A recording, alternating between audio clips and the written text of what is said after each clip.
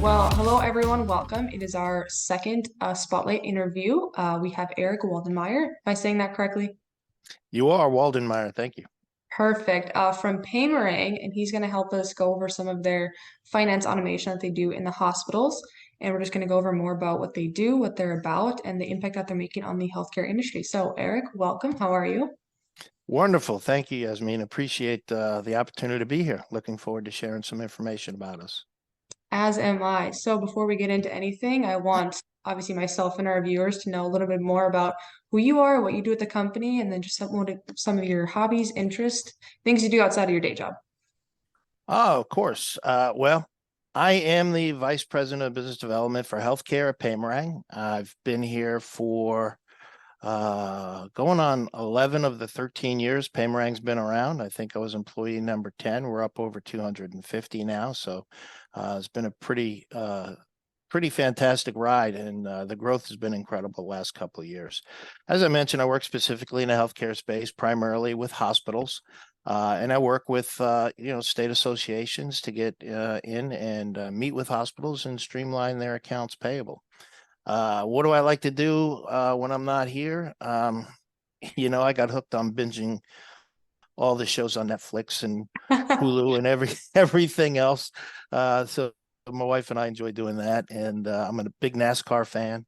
And yeah, that's about me. Very nice. I know I enjoy Netflix or Hulu show myself. While NASCAR, not so much, but I hear great things about it.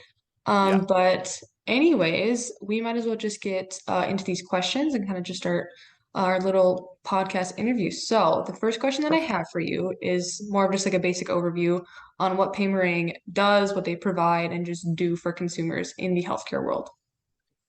Yeah. So in the 100,000-foot overview, we provide accounts payable automation.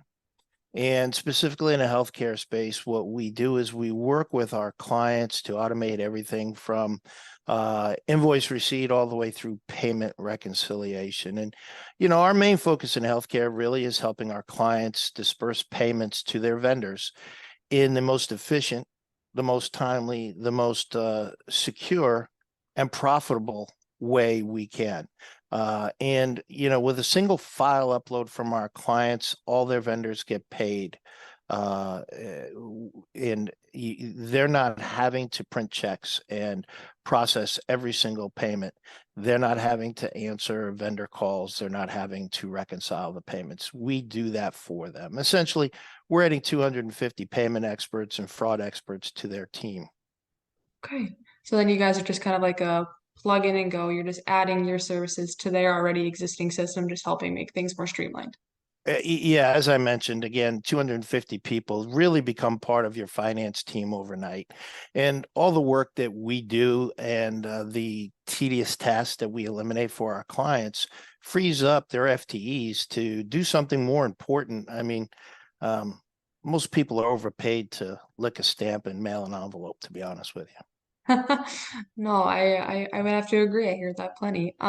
So like you said again, you're specifically working with finance and kind of like the accounting department.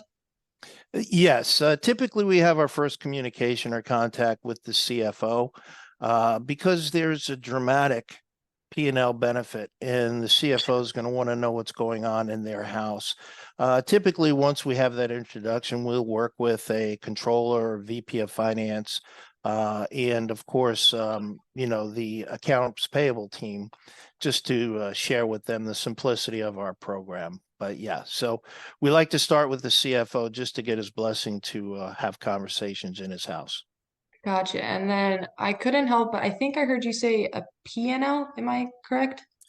You're right, profit and loss statement. So every client, whether they're a $5 million hospital or they're a $5 billion hospital, the services we provide simply drive revenue to their P&L. It helps their profit and loss statement in every case. Okay, gotcha. Again, I don't know much about that stuff. I'm just kind of I Sorry, do marketing, communications. I'm just here to I'll learn, try to use but less acronyms. no, you're good. If anything, keep using your acronyms. I'll just try and catch them and ask for a definition if that's okay. Perfect. Uh, Happy to explain. Perfect. But now with your description, obviously, of how your process works, just so I'm understanding it correctly, you guys don't really touch the or get to the patients of the hospitals, like you're just mainly working with their finance, correct? Yeah, so we do have a patient refund module, but and we're always tweaking that. Hmm. But if you like power windows on a car, right? You can't buy the power windows without the car. So we don't do patient refunds for our clients unless they become a client of our accounts payable solution. So our primary focus and really the biggest value to our clients is when we automate the payments, which again, I mentioned, instead of them deciding who to pay and how to pay them, they upload a file of who they want paid, and we disperse the payments for our clients. And this creates an incredible amount of efficiency because once they upload the file, they mark everything as paid and done. And it's funded with just one wire. So there's one uh, entry in their G&L that they have to balance, which is the wire. We take care of the rest of it for them. Okay, so with the process kind of this, I guess immense is a word. It sounds immense to me anyways. What are some of the common concerns that kind of come up within like the departments that you're working with that they have about your service being implemented? I'm sorry, what is their common Concerns, sorry, and just like, like worries that might pop up. challenge, their Yes. primary challenge? Well, I think most of it's a perceived challenge. Our solution is incredibly simple to implement. We're not replacing any of their software. There is no software that they need to typically install in their system. It's simply a process change. Many of our clients print checks, obviously, they all still print checks. They also have ACH payments, and some of them use a card program. Well, those are three completely different processes that they have to go through. There's a lot of work involved in getting all of those set up. With Paymerang, it's turnkey. We need two simple files from our clients and we can get them up and running. Most softwares, we can get them up and running with the client spending less than 5 hours, and we can typically get them up and running in 5 days. So it's a really simple transition. So the perception is we don't have time to do this. The reality is most people don't have time because they haven't done this. Okay. And I would say the second concern is that people, I say this in jest all the time, they think I'm a leprechaun selling a unicorn. They don't believe that we can provide them thousands of hours and tens or hundreds or millions of dollars in P&L benefit Hmm. with zero investment. The return on investment is, the old saying, it's too good to be true. Hmm. Um, I would think a lot of people believe that. When I first heard of this solution, I thought it was too good to be true. But we've got hundreds and hundreds of clients that we're happy to share and can prove that this is not too good to be true. It's a reality.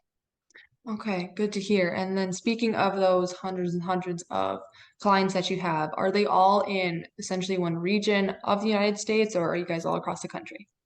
No, we work everywhere in the country, and the hospital space is just one vertical that we are focusing on. But we also work with manufacturers, higher education, K-12, nonprofits, hospitality. We've got several verticals that we work in.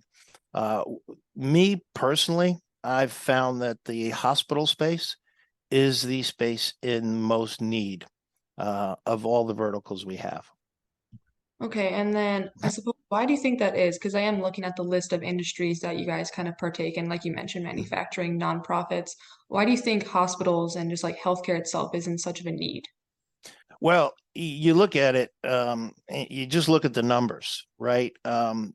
A typical business out in the marketplace, they are probably about 70% electronic payments. They're using some sort of electronics to operate their back office. Now, hospitals are awesome at getting the newest and brightest and best technology, thank God, for their doctors. But when it comes to the back office, they're stuck in the 80s. They're still printing checks, which I don't know, ask anybody in the audience, when's the last time you actually wrote a check, right? The banks have made it really simple for consumers to not write checks, but they haven't made it simple for the banks. And that's where we come in. I think, so forgive me, I forgot what the question was because I get on a roll here, but Let me think about what my question was. Oh, right. With all the industries that you're in, you just said that hospitals sorry in a about great that. Yeah, need. Just kind of that's like right. why they stand out.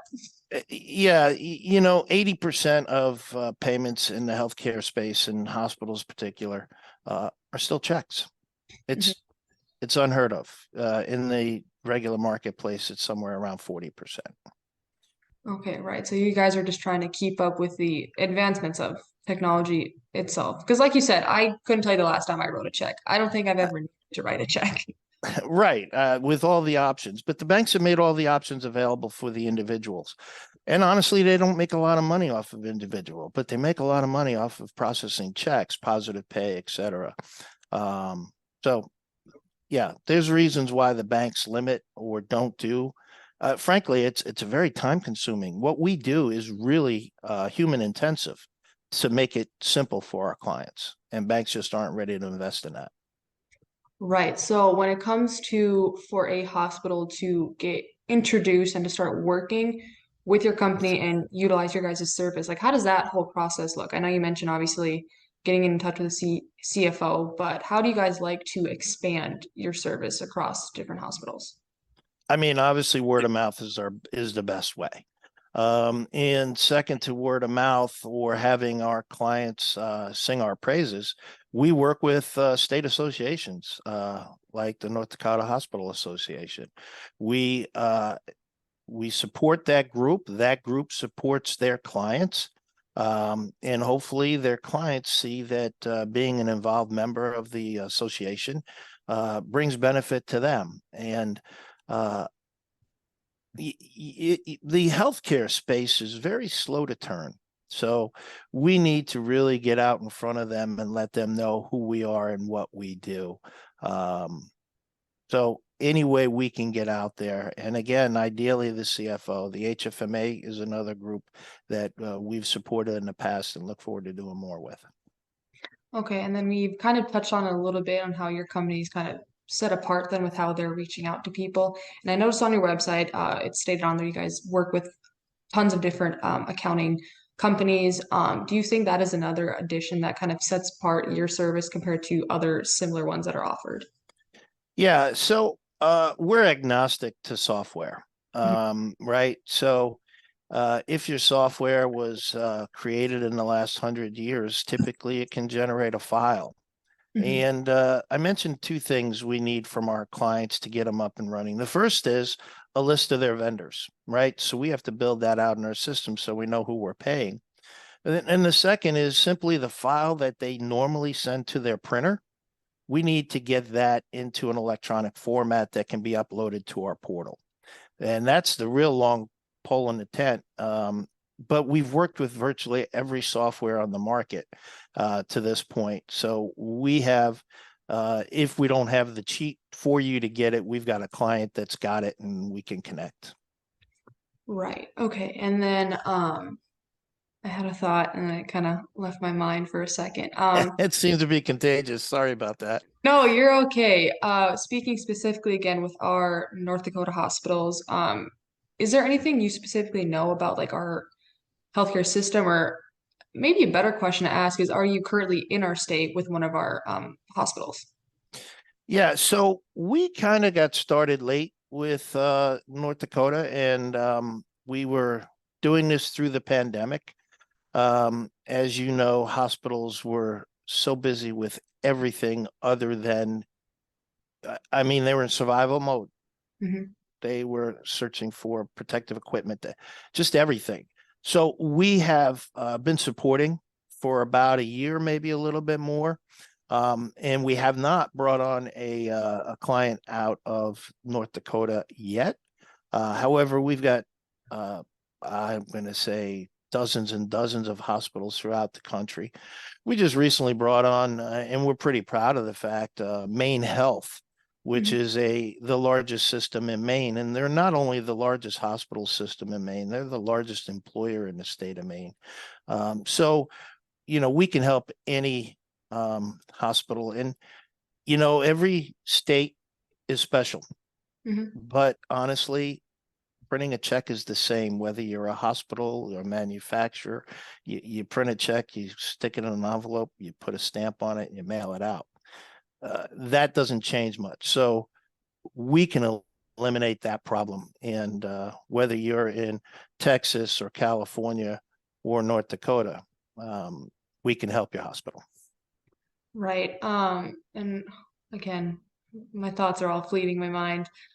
In North Dakota itself, I know healthcare is a very integral part of our economy, so to say. And I suppose, what do you think it would mean to your guys' company if you were to kind of introduce yourselves and kind of get into the North Dakota healthcare system? Well, it's not really what it does for us. I mean, obviously, we're in business to make money. That's important. But if you're not providing a critical value, you're not going to be in business very long. So for us, it's not so much about us. It's we want to help hospitals achieve their mission, but we want them to do it more cost effectively, more efficiently, with more security, and add to the bottom line. Um, we can't be in business long if we're not doing that for our clients, and we do it for every single one of our clients. Okay, now that is great to hear, specifically working within the North Dakota Hospital Association. And again, like you said, it's all about helping the hospitals, bottom line, their mission. How do you think that ties into what your guys' mission is and what your company values are? Because obviously, working in healthcare, like, it's a great big thing. Well, I think any healthcare organization is looking for companies to work with that not only has a list of values printed on a wall or on a web page. They want a company that actually lives by the values. And I got to tell you, I don't look as old as I am. I look like a pretty young guy, but I've been around a bit and I've been through a lot of different companies. And being here for 10 years says a lot about what this company's about. First of all, the number one is we have integrity. We live by the highest ethical standards. I will rather lose a deal than tell a client or a prospect something that's not true. That's not true for every company out there. I've lost deals because somebody said they can do something they can't do. And, fortunately for me, they come back, right? But integrity throughout the organization is big. Positivity and passion. Most of us love what we do. I look forward to coming to work every day. When I can help a client, the most frustrating thing for me is when I can't share with a client the value we bring, because so many of our clients absolutely love what we do, and that makes it easy for me to come to work. And honestly, the people here just do their job so well. The simplicity is another value. We just make complex systems simple. We eliminate fractured solutions, 3 or 4 processes that in themselves each have 15 different processes. Paymerang, you upload a file, you wire the money, you mark things as paid, you're done. 3 steps in the process, really pretty simple. Teamwork, we're completely, everybody's looking to help each other. And nobody says it's not I've never heard anybody say it's not my job. If there's a problem, I bring it to them. Somehow it gets taken care of. And then finally, well, not finally, but we also have grit and determination. We run into challenges. Nobody does everything perfectly, but we are tenacious. We're like the dog that won't let go of a problem until we get it set. We get it right. So there's grit. And then finally, there's customer focus. We have a net promoter score. I think the number is somewhere around 68, something like that. And, most companies are at a 0. Tesla, I believe, somewhere in the upper 40s. Netflix, I think, is in the 50, 68, 69 point area.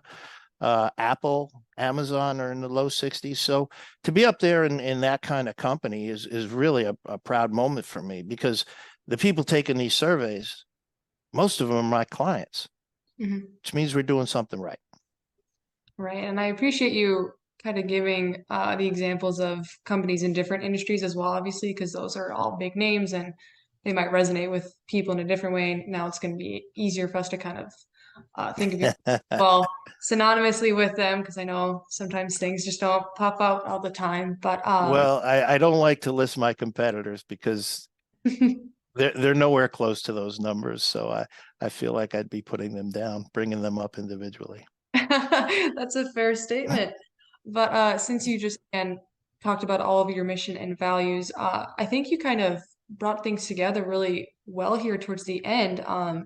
You kind of just, like I said, brought all together at the end. But is there anything else as we near the end of this conversation that you want our hospitals in North Dakota to know and just to take away from this conversation?